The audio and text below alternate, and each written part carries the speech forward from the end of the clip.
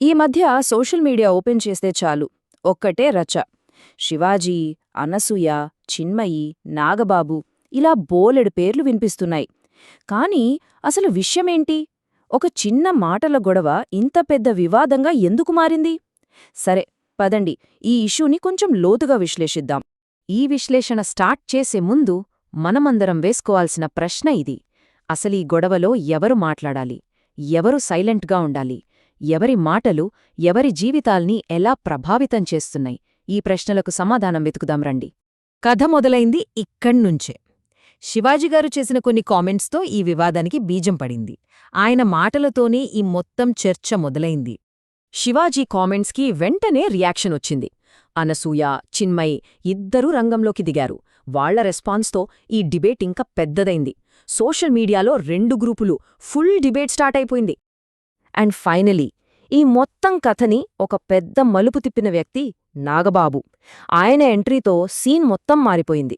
So ఇప్పుడసలు పాయింట్కొద్దాం. ఒక normal debate కాస్త ఒక పర్సనల్ ఈగో బ్యాటిల్గా ఎలా మారింది? ఇక్కడే అసలు ప్రాబ్లం స్టార్ట్ అయింది. శివాజీగారు అన్నది తప్పా ఒప్ప ఆ డిబేట్ పక్కన పెడితే ఆయనేం చేశారో చూడండి.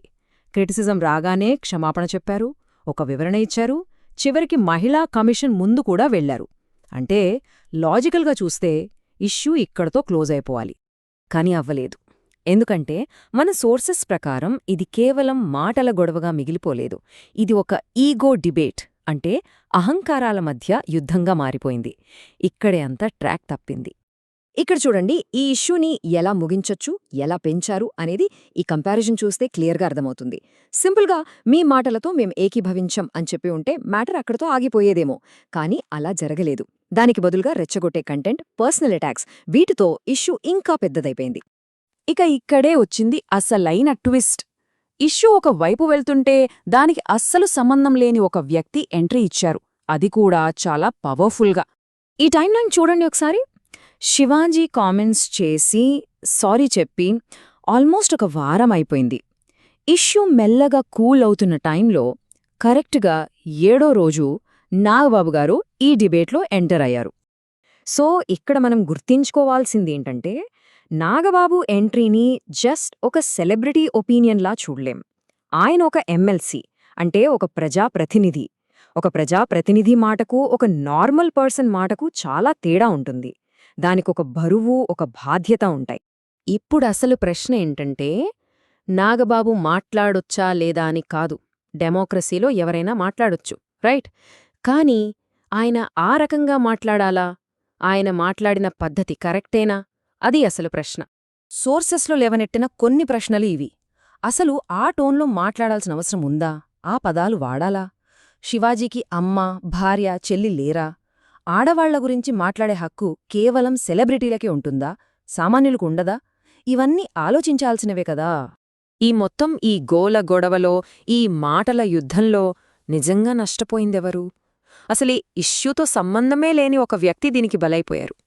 అవును, ఒక్కరే ఈ మొత్తం కాంట్రవర్సీలో నిజంగా సీరియస్గా డ్యామేజ్ అయ్యింది ఒకే ఒక్క వ్యక్తికి.